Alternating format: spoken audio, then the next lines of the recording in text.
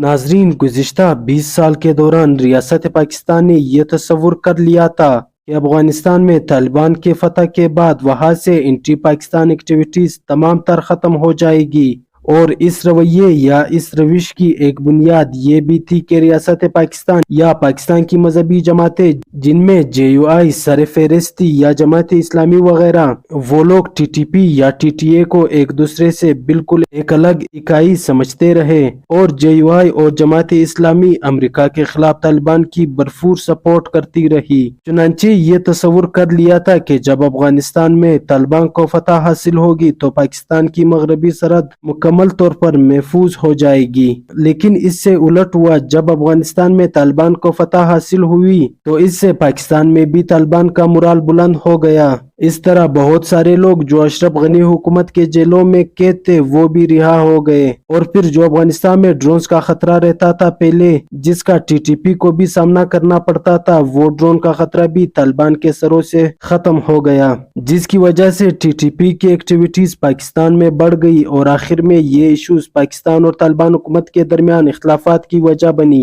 अफगान तालिबान हुकूमत ये मौक़िफ़ अपनाती रही कि हुकूमत पाकिस्तान ने उनसे मुतालबा किया था कि TTP को इनके साथ बिठाया जाए। चुनांचे हमने एक मरतबा नहीं बल्कि 2 मरतबा इनको बिठाया और इनसे जंग बंदी भी करवाई, लेकिन हुकूमत पाकिस्तान ने इनके साथ किए गए वादे पूरे नहीं किए और इससे बढ़कर हम TTP के मामले में कुछ नहीं कर सकते। जबकि दूसरी तरफ पाकिस्तान हुकूमत का मुतालबा था कि जैसे भी हो TTA TTP का मसला हल कर दे। और साथ ही नई फौजी क़यादत ने यह भी फैसला किया कि TTP से बराह रास्त कोई भी मुज़ाकरात नहीं होंगे और जो कुछ करना है वो TTA ने करना है, जिसकी वजह से पाकिस्तान की वो हुकूमत जिसने अफगानिस्तान में तालिबान की फतह की जश्न मनाई थी और पूरी दुनिया में तालिबान की तर्जुमानी कर रही थी, वो एकदम तालिबान हुकूमत की मुखालिफ हो गई और अफगान मुहाजिरीन के खिलाफ कार्रवाइयों समेत बॉर्डर पर वीजा लाजमी करार देने की शर्त भी लगा दी। और इसकी वजह से दोनों हुकूमतों के दरमियान ताल्लुकात बिगड़ गए और राब्ते भी न होने के बराबर रह गए। सिर्फ जरूरी सफारती रवाबित बाकी रहे, बाकी जो मुज़ाकरात और एक दूसरे के साथ खैर ख्वाही के माहौल में मिलने जुलने का सिलसिला था वो सिलसिला भी खत्म हो गया था।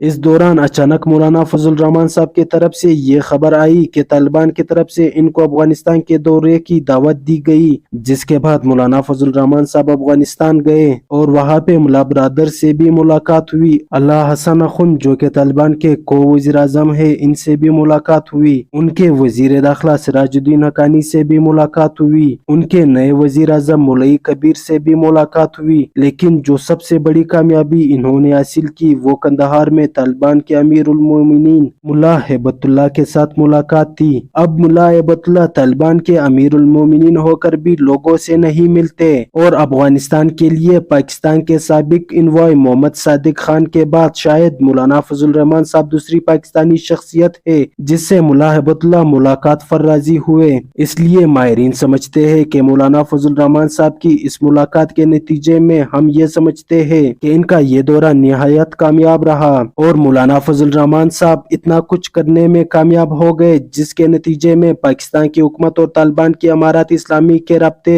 दोबारा बहाल हो जाएंगे। माहिरीन के मालूमात के मुताबिक मौलाना फजल रहमान साहब वहाँ पर कुछ और लोगों से भी मिले हैं जिनका सरे दस्त तफसील नहीं दी जा सकती, लेकिन अगर देखा जाए तो मौलाना फजल रहमान साहब इस दौरे में बर्फ पिघलाने में कामयाब हो गए, क्योंकि जाने से कबल मालूमात के मुताबिक इनकी पाकिस्तान के मुख्तदर हलकों से भी मुशावरत हुई थी और अब वापसी पर भी यकीनन वो इनके साथ मुशावरत करेंगे, जिसके तनाजुर में ये उम्मीद की जा रही है कि पाकिस्तान और तालिबान की इमारत इस्लामी के ताल्लुकात एक बार फिर बहाल होंगे और हो सकता है कि पाकिस्तानी रियासत और तालिबान एक दरमियाना रास्ता निकालने में कामयाब हो जाए। और अगर नहीं भी होते तो हम जैसे पाकिस्तानियों की ये इल्तिजा है दोनों हुकूमतों से कि वो कोई दरमियाना रास्ता निकाले, क्योंकि ताल्लुकात की खराबी दोनों के लिए नुकसानदेह है और कतई ताल्लुक भी मसले का हल नहीं है। नाज़रीन, आपसे रिक्वेस्ट है अगर आपको वीडियो अच्छी लगी हो तो वीडियो को लाइक और चैनल को सब्सक्राइब जरूर कीजिएगा। शुक्रिया।